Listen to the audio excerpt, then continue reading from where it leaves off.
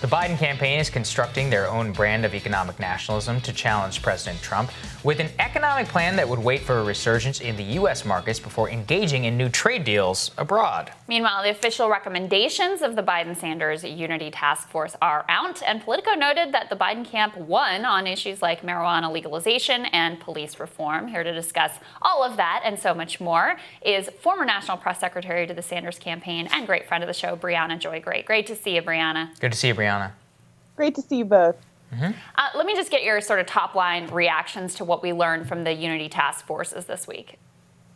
Yeah, well, I think that a lot of folks in the Sanders camp, particularly those who weren't a part of the process, were disappointed but not necessarily surprised. I want to really honor the efforts that were put in by the Sanders camp, and I understand that they got the concessions that they did get were difficult and are meaningful, right? The environmental concessions in particular matter, even if they don't go as far as Sanders' original plans, which of course were in and of themselves perceived to be a concession by leftists who understand the real existential threat that the environmental climate catastrophe presents, as well as catastrophes in myriad other aspects of life. I mean, the whole theory behind the Bernie campaign was that it recognized the crises that we live in now. We lived in before the corona pandemic, and it was targeted to address those things. And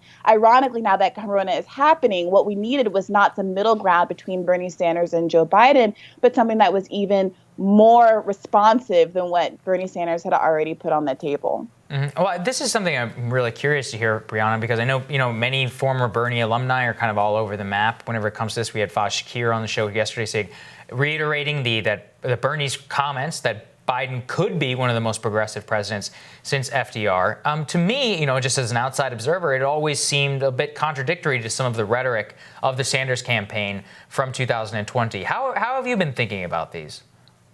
Look, I think that if the criteria were limited somewhat, if the pool in which we were choosing from were limited in some way, then you can make claims like that all over the place. I mean, I could be the greatest tennis player named Briahna Joy Gray since Serena Williams, but it doesn't mean that much. Talking about a fairly limited pool, and I think this is what you get when the party line gets so low that you would need a shovel to excavate it. Yeah, I think that's right. Specifically, I totally get why people wanted to be on the task force, that they got the best that they absolutely could, that the left is not really in any strong negotiating or bargaining position today to extract things like Medicare for all or the Green New Deal. One of the areas, though, that I think was particularly disappointing in this time of national awakening on race and policing and criminal justice was that there was essentially no movement that I could discern on criminal justice reform, especially around legalizing marijuana, ending qualified immunity for police. Could you just speak to that specific piece of the task force's work?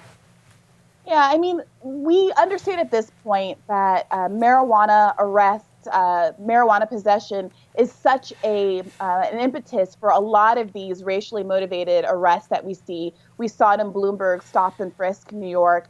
We see it in a lot of these cases that escalate to police killings, that they start with a suspicion of having some small amount of controlled substances, et cetera. And at this point, when overwhelming majorities of Americans, including majorities of Republicans, support legalization, understanding what it means to the racial justice crisis that's happening in America, it seems really empty and somewhat performative for Joe Biden to be claiming that he really respects his so-called base, but he really is attendant to the needs of the people that elect him, to be so overwhelmingly dismissive and cavalier about what would really be a political no-brainer, and in fact, again, be one of these policies that, if he were to embrace it, would in fact boost his long-term electability. And of course, qualified immunity has been another one of these issues that's really been pushed by these people who have been putting their lives on the line, protesting, who've been out on the streets, and by criminal justice activists for years and years and years.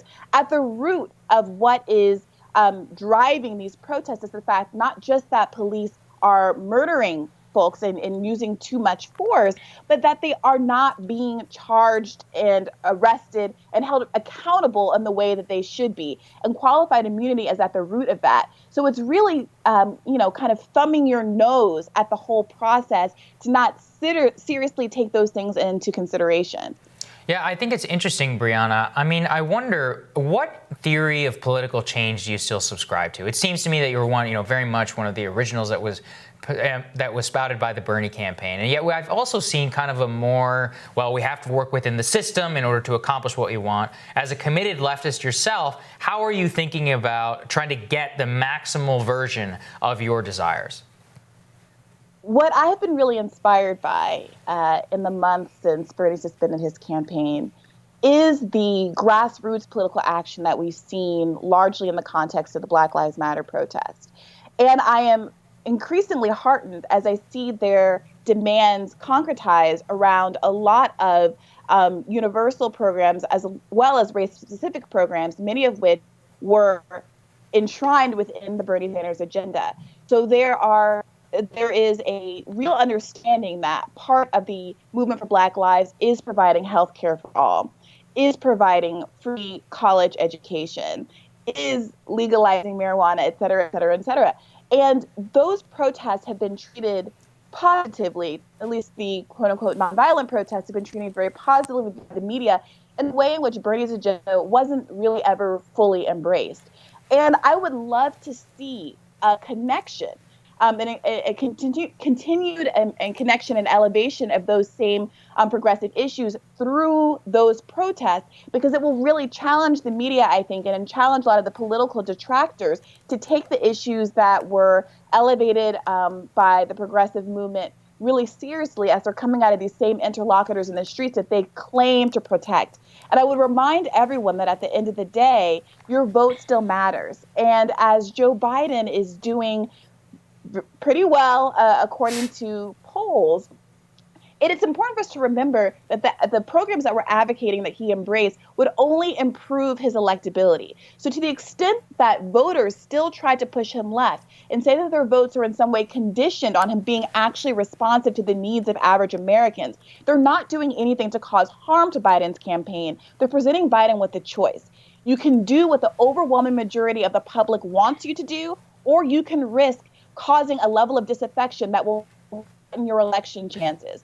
That's not about voters being petulant and withholding the vote. That's about them doing what their rights are as Americans and asking that they actually have representation. Yeah, and I think marijuana legalization is so clear cut. I mean, I would agree on the other issues as well, but on that particular issue, there is no it can only help you electorally, and yet he holds down in that regard. Finally, Briahna, we covered here, this is a couple weeks back, Maggie Haberman went on CNN and she said something so innocuous like Biden's a flawed candidate, in the context of sure, he's leading, but it's a long time till November, this very sort of pablum mild criticism. And people freaked out, right? Oh my God, you're helping Trump and you're in Trump's pocket, et cetera, et cetera. And I had a friend text me offline who's more of a Warren person, but considers himself progressive. And he was like, is this how it's going to go under a Biden administration? Are we going to be allowed to criticize this guy without people freaking out? How do you think, if we do have a Joe Biden administration, how do you think that dynamic is going to play out within the Democratic Party and more broadly within the left? So I actually wrote recently for Current Affairs an article called The Problem with Litmus Test about exactly this issue, which is that when we talk in terms of vote blue no matter who, when there is this kind of visceral, edgy rejection, if anything that even comes close to criticism or commentary about the candidate, what it does is it forces people into the position of ignoring all of the values that normally go into making these kinds of political decisions. And if we keep hopping over that step of assessing what we actually want and who we want to be as a party, I'm afraid that we're going to forget long term what our political mores really are. And so I would encourage people, even if they plan to support Joe Biden, which I think people in swing states should absolutely do, that they not do so having abdicated their responsibility to be honest about who he is and what he's bringing to the table. And that includes understanding that even if he is a more progressive candidate than candidates we've had in the past, that we don't have blinders on about the fact that in many ways he is, for example, less progressive than Hillary Clinton. He wants to lower the Medicare eligibility age to 60, where Hillary Clinton in 2016 would have lowered it to 55. These things matter for millions of Americans, particularly in the middle of an exigent health crisis like the one we're in. And it is incumbent on us. It's literally a life or death issue for us to keep those concerns front and center.